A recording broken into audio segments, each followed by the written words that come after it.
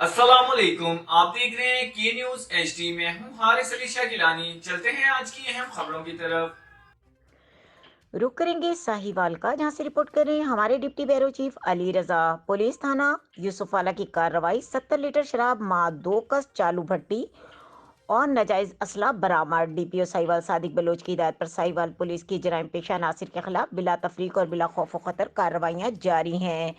SHO थाना यूसुफाला असगर अली ने हमरा टीम कार्रवाई करते हुए मंशियात फरोश मुलजिम अली शहजाद उर्फ शाजू को गिरफ्तार करके 30 लीटर शराब और चालू भट्टी, मुलजिमान एहसान और रशीद को गिरफ्तार करके 20 लीटर शराब और चालू भट्टी और मुलजिम दानिश से 20 लीटर शराब बरामद करके मुकदमा दर्ज कर लिए। जबकि नाजायज असला रखने वाले मुलजिम सफदर को गिरफ्तार करके पिस्टल 30 बोर बरामद करके मुकदमा दर्ज कर लिया गया।